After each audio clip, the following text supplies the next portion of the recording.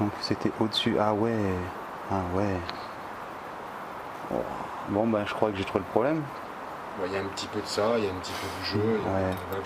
Et bon du coup, eh ben ce qu'on va faire, je vais démonter mon piston parce que eh ben en y regardant d'un peu plus près, ouais, il commence un peu à être usé, je dois bien l'admettre, et je vais pas attendre qu'il soit plus usé que ça. Franchement je pensais qu'il aurait fait un petit peu plus de temps. Bah, il aurait pu faire un peu plus de temps, mais voilà, comme qui dirait l'autre, c'est l'occasion qui fait le larron.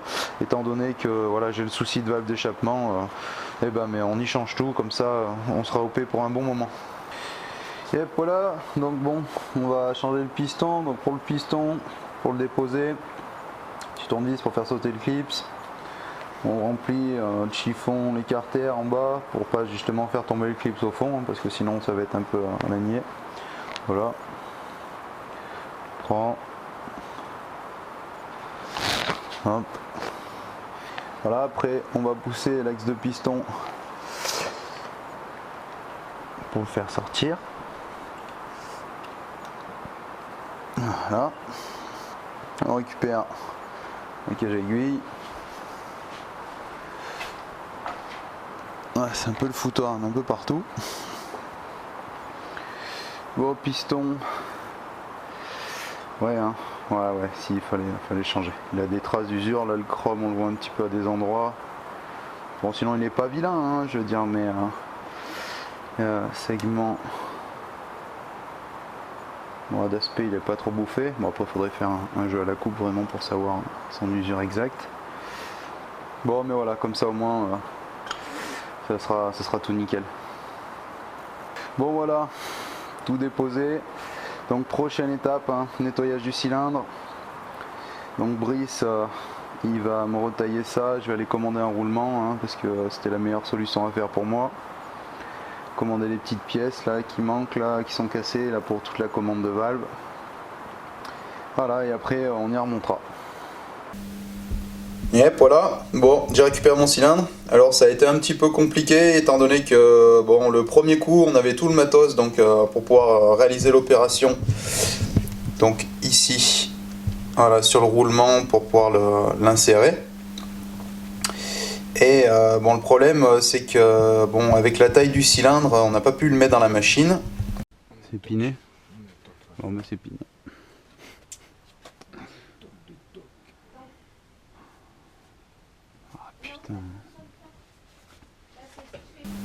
Donc il a fallu faire appel à un tourneur fraiseur, donc d'ailleurs Monsieur Gallo. Donc je remercie bien parce que bon, il a fait du bon travail, il l'a bien serré comme il faut et la commande marche bien, elle rentre, enfin c'est impeccable, c'est du bon travail. Allez, c'est parti, on remonte. Donc voilà, l'ensemble de toute la valve d'échappement. Donc moi où j'avais un souci, c'était avec cette pièce là que j'ai prise en neuf. Parce que bon, là il y a un problème, il y avait ça moi là-dedans dans ma moto. Et il y a une pièce de trop là, je sais pas ce qu'ils avaient foutu avant, bon, enfin bon, c'est du boulot de savoir quoi.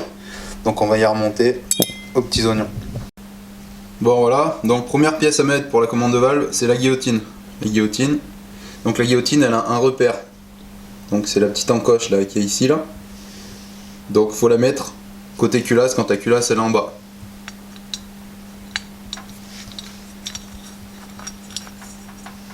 Voilà, deuxième étape, donc on va mettre les boosters, donc c'est des petits axes quoi, comme des petits pistons, donc qu'on va mettre de chaque côté du cylindre. Donc ça, ce sera la pièce pour l'étape numéro 3. Donc numéro 2, on a dit on allait mettre les boosters, donc en gros pour vous expliquer, hein, il y a un petit axe dedans là, donc on le met dans la fourchette. Et voilà, et donc ça va pouvoir bouger. En fait, les boosters, ça sert pour la fin des hauts régimes, quoi, pour que la moto, elle ait vraiment toute la puissance en haut régime, quoi. Et donc ça coulisse par le biais de la commande avec la fourchette. Donc on en met d'un côté, avec la fente en visible pour pouvoir mettre la fourchette à l'heure de la commande. Je les ai graissés un petit peu avec de l'huile de thym.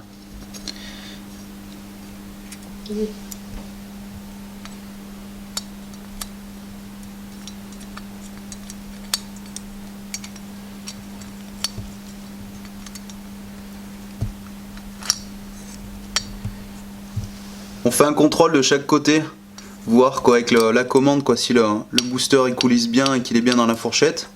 Donc c'est OP pour là, c'est OP pour là. Ma pièce qui était cassée. Donc voilà, serrer les vis. Donc aussi le petit détail hein, que moi j'avais pas fait gaffe au début, mais en fait bon, pourquoi ça a été bidouillé aussi, donc ces deux vis là, en fait ils les avaient changés parce que c'est deux cruciformes normalement d'origine Yamaha, et à mon avis ils avaient dû les foirer, c'est pour ça qu'ils sont passés en BTR.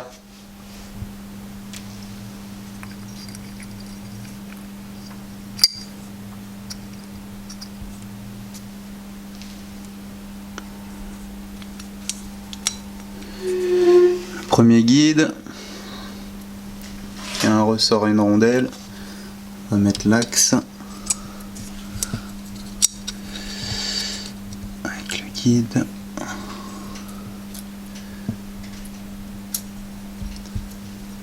C'est un petit peu chiant parce que le ressort il est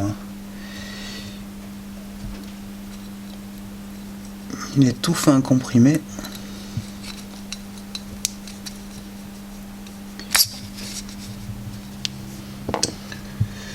La rondelle, bien à l'extérieur, hein, les deux rondelles, hein, pour pouvoir supporter le ressort.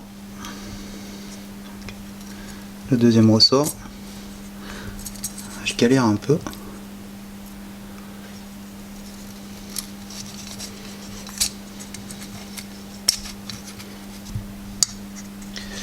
Et le dernier guide. Voilà.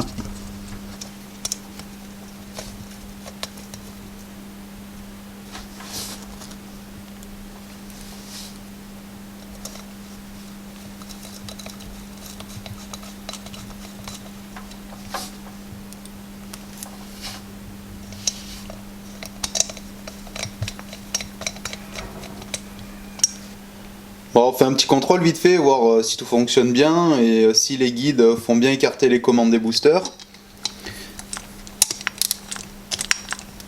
Voilà, ça marche bien. Nickel.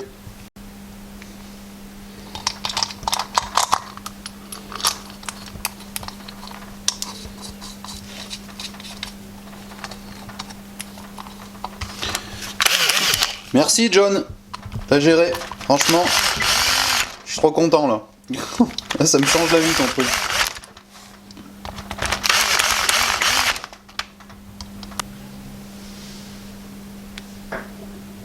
Ouais, jaune culasse. Bon, si vous avez besoin que de changer le piston sur un cross, hein, ça sert à rien de le déposer la culasse. Hein. Faut la laisser dessus parce que voilà, si vous n'avez pas besoin, voilà. Moi j'ai jamais démonté de culasse. Là c'est que vraiment j'avais pas le choix du tout.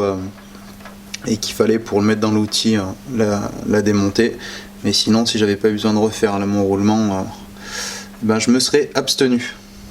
Bon voilà, la culasse est serrée, bon je l'ai approché bien comme il faut, hein. Bon, on fait un serrage voilà, réparti et je serrai la clé dynamo quand le cylindre sera mis dans la partie cycle.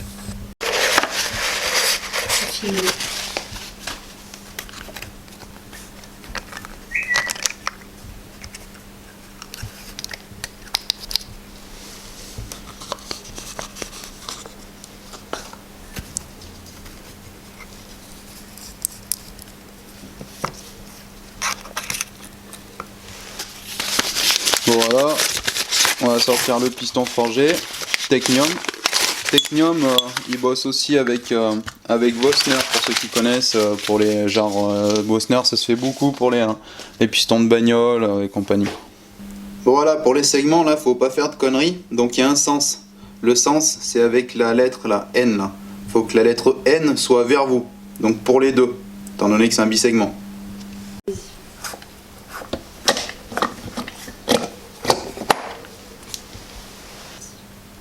Bon, la culasse, là, faut la serrer à 28 Nm.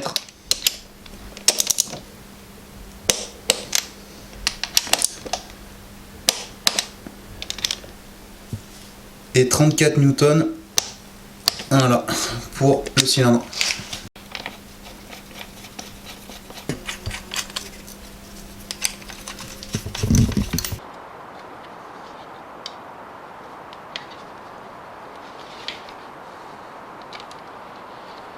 Bon, pour info aussi, le piston, donc c'est encore un cote A, donc en diamètre 66-35.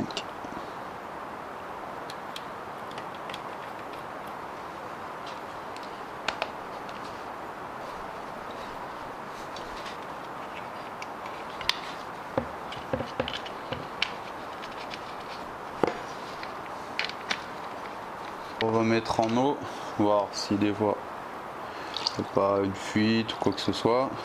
Bon, tous les colliers ont été serrés, le radiateur remis, refixé.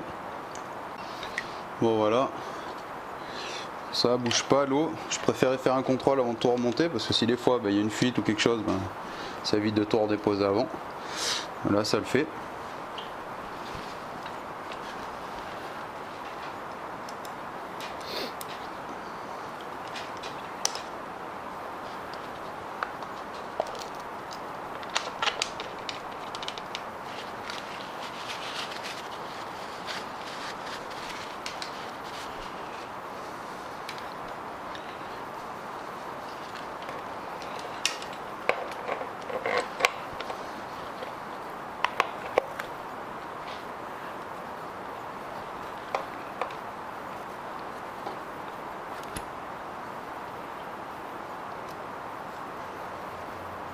Notre petite commande de valve.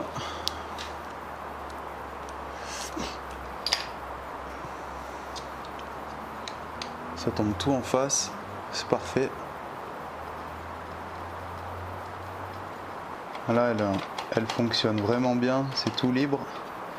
Et puis, il n'y a plus de jeu du tout, là, c'est fini, là, c'est parfait.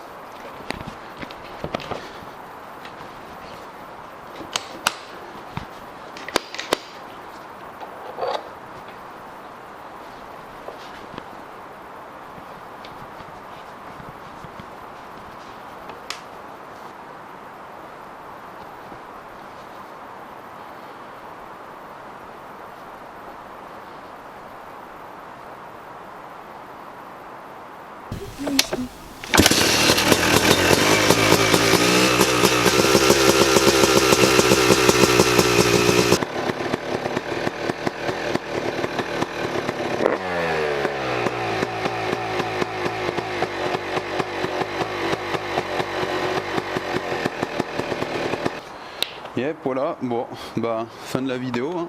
J'espère que ça vous aura plu, que si des fois vous devez opérer sur votre machine, quoi, entre autres là, sur votre YZ en cadre alu, et ça aura pu vous servir. Donc je tiens encore à préciser, je suis pas un professionnel de la mécanique, moi rien du tout, je suis qu'un amateur.